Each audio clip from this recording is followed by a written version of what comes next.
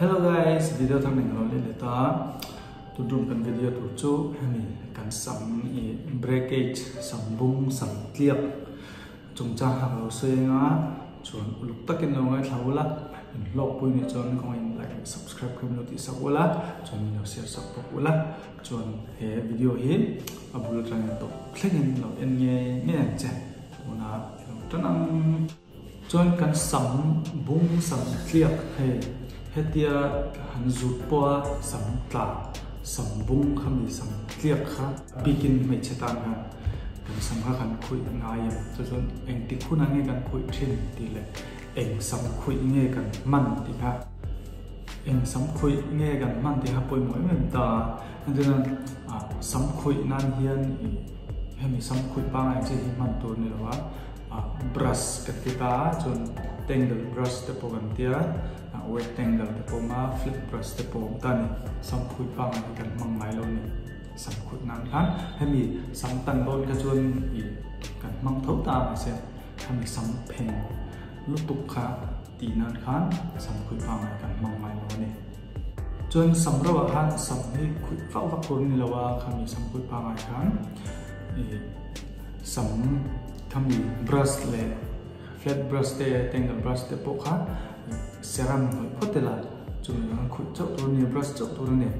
tangle brush ค่ะให้แต่ยังมันตัวนี้ wet brush ค่ะจุดเหตุ tangle brush wet brush กันที่เองหุ่นอันนี้มันตัวกันที่ส่วน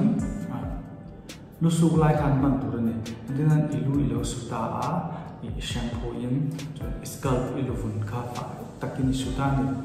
จนสุฟายอินวยที่ยังสกัลอิลูฟุนค่ะอินวยสุฟายตาจุ่มส่วนคอนดิชเนอร์โมมาสก์มังโดนตานี่แต่ฮันคอนดิชเนอร์โมมาสก์อิมันโจเฟลฮัน tangle brush กับ wet brush กับมันตัวนี้แต่ฮันจูโปสับเซตาฮันแต่โมระเทนเทียมมี brush ละเจ้ามี brush ละเจ้ามาเก็บแต่ตีนจุ่มเลยละมาแต่ฮันกับ tangle brush กับคอนดิชเนอร์โมมาสก์โมอิโซคันมันตัวนี้สัมผัสอินลุยสุขันสำคัญเพลงงาหรือร้องpace balance ก็สร้างจนสำคัญเราโดนตาจนคำมี pace balance control นะครับ conditioner โม mask กันมังงะจุ่มจัวสำเพลงจัวค่ะสำเพลงค่ะคำมี wet brush tangle brush มันขุดตรงตาเนี่ยจนฉันคุยจัวคันนี่มองนี่ทุ่งเวลาอิจฉาเลยนะจุ่มจัวตุยเนียนไฟตะกี้เกี่ยวไฟต่อคนนี่คำมี conditioner โม mask ไม่หน่วยจัวอีกคุยคันสำเพลงค่ะ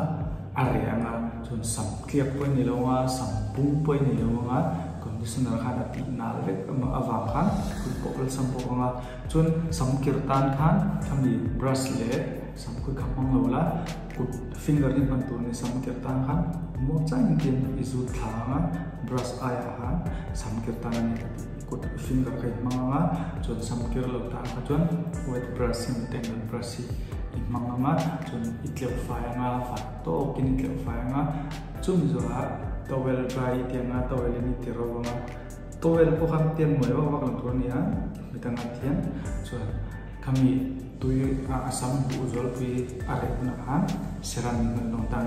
สมัครเจ้าขันหน่วยงาอิสมัวระเราขจวนสมัวเจ้าขันหน่วยบิ๊กตาละคอนเซนเทรตตาละจวนสมัครคำมีเสรันมันหน่วยจอหันbrush เลยนะทำเป็น wet brush kan tangle brush kan brush เลยนะโมรทันที่เราตัวไม่โดนนี่dry นี่เราพวกhan natural เราตาเสถ้าขัดทับเป็นตานี่จนขัดยังขันที่เจ้าจนสัมเราบุ้งโลงาสัมเคกินในโลงาจนสัม preserve สัมชา healthy hair ค่ะอีโลในที่ตัวไม่โดนนั่นนี่จนสัมบุ้งสัมเคที่จะช่างตา chemical over process อะไรแต่color din sa davante permanent straightening kami over process davante han sambung sakliak ka om theya luisu zoa shampoo man zo piak khan hetiam brush khan it je chuan sambung samkliak khai nei longa samphe point ni to lawang chuan ta video hi in lo point chuan khong in like subscribe kami ti sapola milo share sa pula chuan zawain bye bye